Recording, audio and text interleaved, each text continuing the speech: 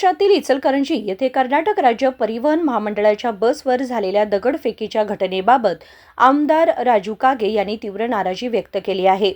वायव्य कर्नाटक परिवहन महामंडळाचे अध्यक्ष आणि कागवाडचे आमदार राजू कागे यांनी सांगितले की या प्रकारामुळे ते व्यथित झाले असून संबंधितांवर कठोर कायदेशीर कारवाई करण्याच्या दृष्टीने विचार सुरू आहे। ಈಗ ಮಹಾರಾಷ್ಟ್ರದಲ್ಲಿ ನಮ್ಮ ಕರ್ನಾಟಕ ಬಸ್ಗಳ ಮೇಲೆ ಪದೇ ಪದೇ ಹಲ್ಲೆಗಳಾಗ್ತಾ ಇರೋದು ಅದು ಯಾವುದೂ ಸಮಸ್ಯೆಗಳಿಲ್ಲ, ಅಲ್ಲಿ ಯಾವುದೇ ಅಂಥ ಘಟನೆಯೂ ಸಂಭವಿಸಿಲ್ಲ। ಯಾರೂ ಕಿಡಿಗೇಡಿಗಳೇ ಅಂಥವು ಕೆಲಸವನ್ನು ಮಾಡ್ತಿದ್ದಾರೆ, ಯಾರೂ ತಿಳಿದವ್ರು ಮಾಡೋದಲ್ಲ। ನಮ್ಮಲ್ಲಿ ಆಗಲಿ ಅಲ್ಲಿ ಆಗಲಿ ಅದೇನೇ ಇದ್ರೂ ಸರ್ಕಾರ ಮಹಾರಾಷ್ಟ್ರದ ಸರ್ಕಾರಕ್ಕೆ ಗಮನಕ್ಕೆ ತಂದು ಇಂಥ ಘಟನೆಗಳು ಪದೇ ಪದೇ ಮರುಕಳಿಸಬಾರ್ದು ಅನ್ನೋಂಥದ್ದು ಅಲ್ಲಿ ಎಚ್ಚರ ಮಾಡ್ತೀವಿ। ಮತ್ತು ಅಸೆಂಬ್ಲಿಯಲ್ಲಿ ನಾಳೆ ನಾನು ಸಂಡೇ ಹೋಗಿ ಸೋಮವಾರ ಹಿಡಿದ ಅದೇ ಅಧಿವೇಶನದಲ್ಲಿ ಭಾಗಿಯಾಗ್ತಾ ಇದ್ದೀನಿ।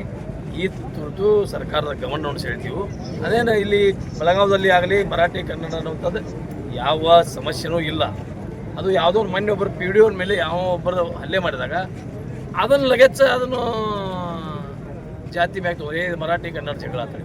ಯಾರೋ ದುಷ್ಕರ್ಮಿಗಳು ಇಂಥವಕ್ಕೆ ಕುಮ್ಮಕ್ಕ ಕೊಡ್ತಾ ಇದ್ದಾರೆ, ಅದಕ್ಕೆ ಏನೂ ತೊಂದರೆ ಇಲ್ಲ। ಯಾವುದೋ ಒಂದು ನಾವು ಜಗಳ ಆಯ್ತು, ಒಬ್ಬ ಮುಸ್ಲಿಂ ಕೂಡ ಜಗಳ ಆಡ್ತೀವಿ, ಅಲ್ಲಿ ಲಗೇಜ್ ಅದು ಹಿಂದೂ ಮುಸ್ಲಿಂ ಅಂತೇಳಿ ಅದು ಕಿಡಿಗೇಡಿಗಳೇ ಮಾಡುವಂಥ ಕೃತಿ ಅದು ನಾವು ಹಿಂದೂ ಮುಸ್ಲಿಂಗಳು ಇಲ್ಲಿ ಒಂದೇ ಮನೆಯ ಕುಟುಂಬದ ಸದಸ್ಯರಿದ್ದಾಗ ನಾವೆಲ್ಲ ನಡವಳಿಕೆಯನ್ನು ಮಾಡ್ತಾ ಇದ್ದೀವಿ।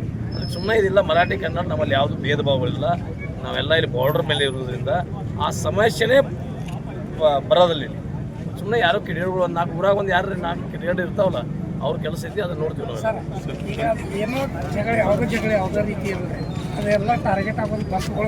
ಅದು ಮೊನ್ನೆ ಜಿಲ್ಲಾಧಿಕಾರಿಗಳಾಗಲಿ ಚೀಫ್ ಸೆಕ್ರೆಟರಿಗಳಾಗಲಿ ಬಂದಿದ್ದರು, ಇವ್ದು ಯಾವ ಇಂಥವು ಘಟನೆ ಆದ್ರೂ ಇದಕ್ಕೆ ಏನು ಇಂಥ ಘಟನೆಗಳಾಗ್ತಾವೆ, ಇದನ್ನು ಕ್ಲೋಸ್ ಮಾಡ್ಲಿಕ್ಕೆ ಒಂದು ಸೂಕ್ತವಾದ ವ್ಯವಸ್ಥೆ ಮಾಡ್ರಿ ಅಂತೇಳಿ ನಾವು ಮಾತಾಡಿದ್ದೀನಿ।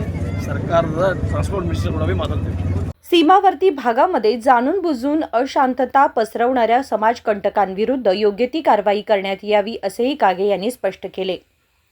उदय होसमनी, KMM मराठी, चिक्कोडी।